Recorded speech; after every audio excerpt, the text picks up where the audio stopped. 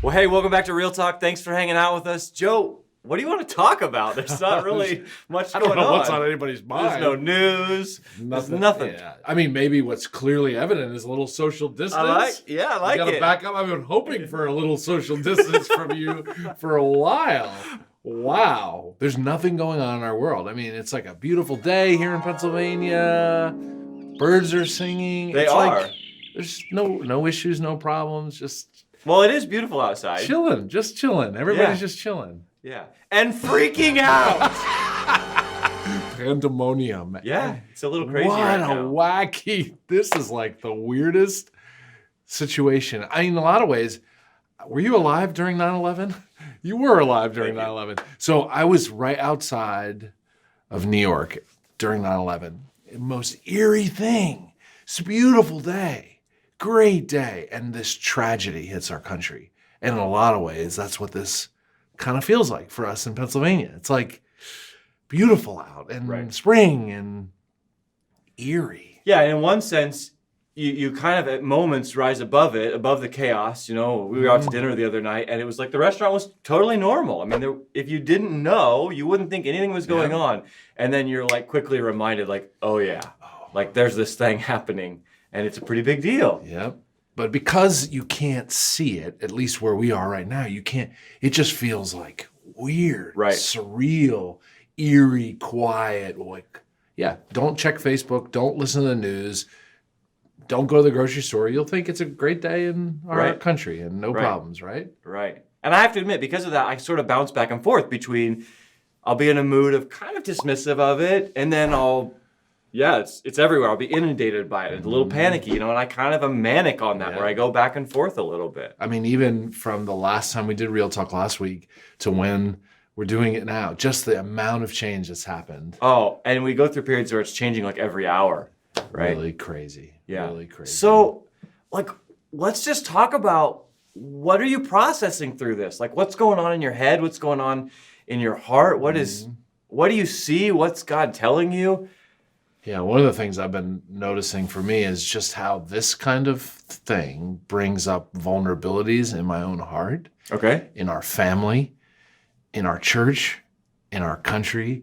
It exposes when things get hard, when things are chaotic, when people are paranoid and our anxiety level rises and you can't get a loaf of bread, it brings up these vulnerabilities. And that it's been really fascinating to see where I'm vulnerable, where I feel vulnerable, where I feel like our family's vulnerable, where I feel like our church or our country is vulnerable. And, you could kind of resist looking at vulnerabilities, but I've been kind of in a mood the last 24 hours where I'm able to see the vulnerabilities and go, you know what? I want to lean into that. I want to understand that vulnerability. Like what do you mean?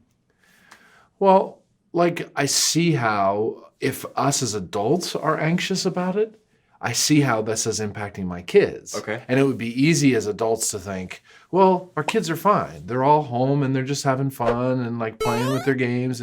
It's like, no, our kids, doesn't matter how old they are, feel what we feel, even if they're not able to express it. So no matter how old your kids are, there's some way they're feeling all of this. And that's a vulnerability to us as parents. How are we handling that? Instead of ignoring that vulnerability, our kids are feeling and experiencing something.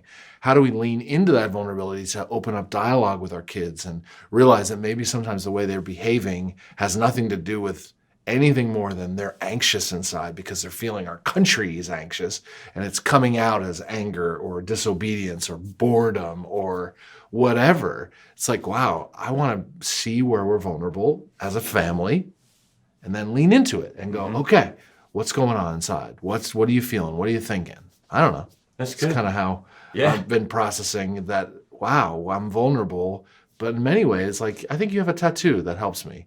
Like your tattoo says, where I'm weak, I'm strong. A Bible verse, Paul says, well, it's a quote of Jesus that's in the context of Paul. And it's like where I'm vulnerable might be another way of saying it. That's where I can start to see God's strength. Yeah. I don't know. How are you processing all of this? Yeah. First of all, I can show my tattoos on camera. Yours are in places that you don't want to show the viewers, so that's a different thing. That's a low blow right there. That is really low. So I feel like I'm constantly being reminded and challenged that my life, humanity, culture is not defined by whatever this is going to be, a 2-week period, a 6-week period, an 8-week period, a 2 months, whatever it is. It's like, okay, right now that feels like from now till the end of time, they're going to tell us we're quarantined and things like that. But okay, like step above that, a little higher and go, okay, it's for a period of time. So what do we need to think about in this period of time? What's going to happen to my family during this period of time? Because it is limited. It's so like, I don't know, for me, that helps me sort of process the anxiety, like, okay, slow down a little bit. I happened to be reading, honestly, I was reading Colossians last week, and something just, for me, jumped off the page. Colossians 3, Paul's talking about setting our mind on things above, not on earthly things. And this is what I thought. I thought, what's going on in heaven right now? And the answer is nothing different than was going on 2 weeks ago, and nothing different than will be going on 2 months from now, right? So it's not like, it's chaos down here in some sense. But it's not like that when we put our mind on different things. That doesn't negate the anxiety of the realities of right now. But for me, that was just like this calming point to go, all right, slow down and put this in proper perspective. Almost like if in one sense, all this means is 2, 4, 8 weeks of quiet and isolation. Right. In light of eternity, or in light of a wider angle, like, don't be defined by that. That's right. But that's what it feels like for you and your family right now? I mean, in some sense, right? Because we're living in the moment and you're like, oh, this is going to go on forever. Kids are never going to go back to school. And, it can feel that way. Yeah, for sure. And somehow it's so interesting because like time is the same time, whether it goes by or feels like it's going by fast. Yeah. Or it feels like it's going by slow. It's the same amount of time. So when we start to hear and our anxiety rises because we hear this is the way it's going to be for the next 2 weeks or 4 weeks or 8 weeks or 10 weeks, it's like, what? Right. Like anxiety rises. But so what's helping you is sort of zooming out from that and going, it's not that big of a deal. Yeah, and the world is really big and people have lived for a long time. And so to think that the next 8 or 10 weeks is going to radically change how everything operates, I just, that's probably not true. So slow down. Are some things going to change? Probably. Yeah. Are we going to realize some things in this process? Some vulnerabilities, some things we need to clean up? Yeah.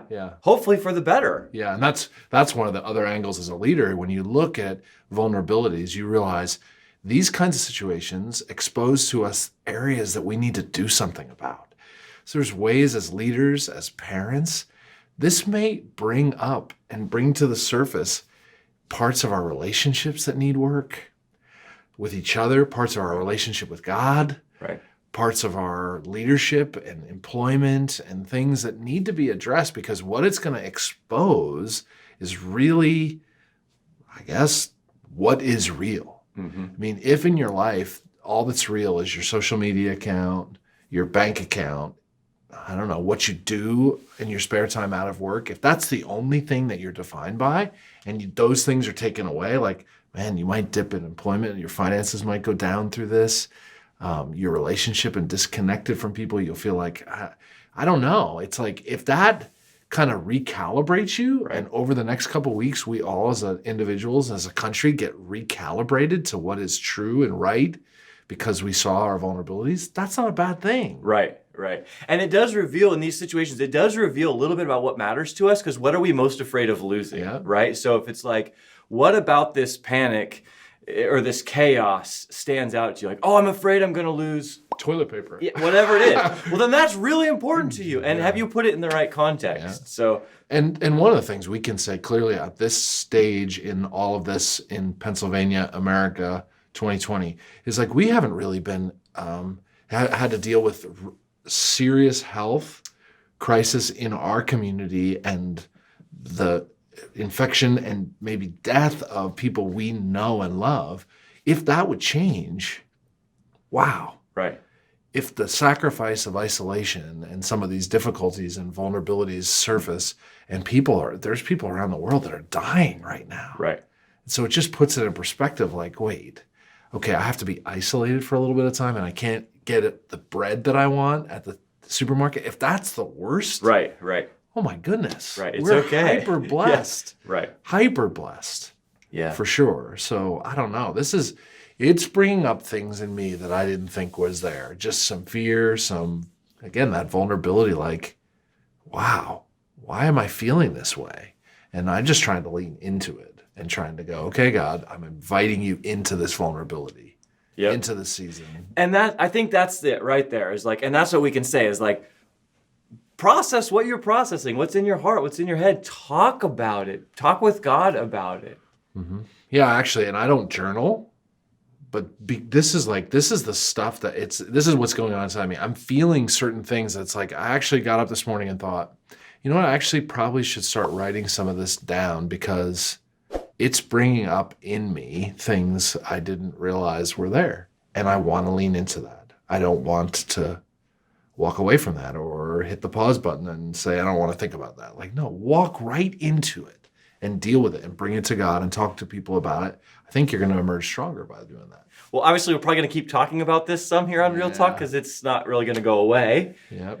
And we want to hear comments. I mean, Absolutely. I think as you're watching this, if there's things you would like us to address, put the comment in. We'd love to talk about in a real way things that you're thinking and feeling. If we can address them and help you and encourage you through this process, we absolutely want to. Thanks so much for joining us on Real Talk. Yep.